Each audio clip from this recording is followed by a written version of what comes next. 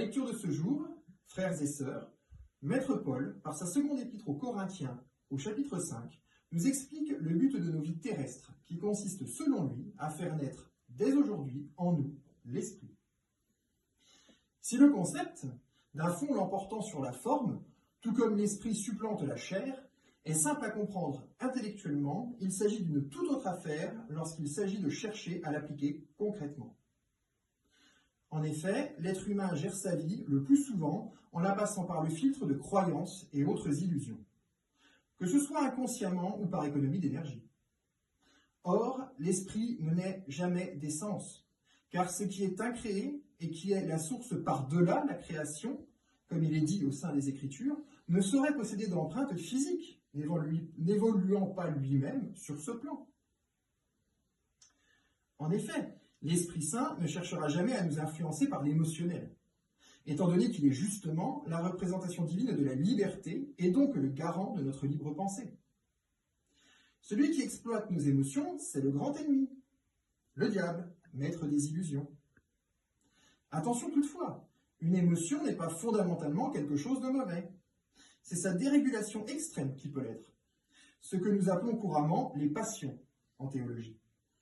C'est d'ailleurs pour cela que nombre des premiers théologiens helléno-chrétiens pensaient à juste titre que les émotions se devaient toujours d'être subordonnées à la raison pure. Ainsi donc, si nos perceptions sensorielles ne nous sont d'aucun secours, comment, me direz-vous, allons-nous bien pouvoir faire pour développer l'esprit en nous, sachant que sa graine, qui anime nos chairs, est à la base un don gratuit du Seigneur? Eh bien, la réponse est, à l'image du sujet du jour, aussi simple en sa forme qu'elle est complexe en son fond. Aussi facile à penser qu'elle est difficile à pratiquer. Cette réponse, frères et sœurs, c'est l'approche ascétique qu'entreprend l'homme en tout temps et en tout lieu. Ce que certains appellent l'appel intérieur ou encore le premier mouvement de Dieu vers nous, la première grâce. Si vous vous souvenez de mes sermons précédents, il s'agit tout bonnement de la tentative de silence que nous tentons de faire en nous afin de percevoir ce qui ne fait aucun bruit, à savoir le Dieu incréé. Attention encore à ne pas tomber en ce piège très pharisien qu'est la rigidification des concepts, et de fait leur isolement face à la réalité.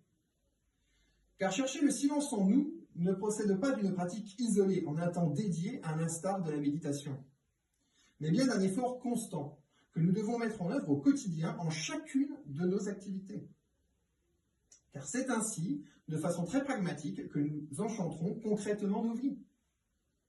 Nous passerons alors de la fausse vie, en effet tunnel, à la véritable vie en 4 dimensions qu'est le royaume de Dieu. C'est pourquoi, ce dimanche, frères et sœurs, je souhaiterais que vous essayiez d'appliquer ce que je viens de vous expliquer en un premier temps sous 2 angles précis. Premièrement, celui de la théologie, en essayant de comprendre et d'appliquer concrètement même les concepts les plus complexes. Car une idée se doit toujours d'avoir une application efficiente. Si ce n'est pas le cas, elle peut être qualifiée d'illusion.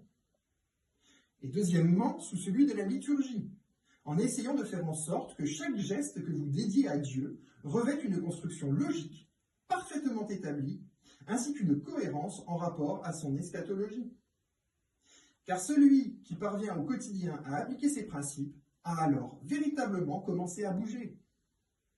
Et de fait, pourra peut-être un jour, après avoir longtemps tâtonné de sa main, à travers l'obscurité de son existence, saisir celle de Dieu qui est déjà tendue. Amen.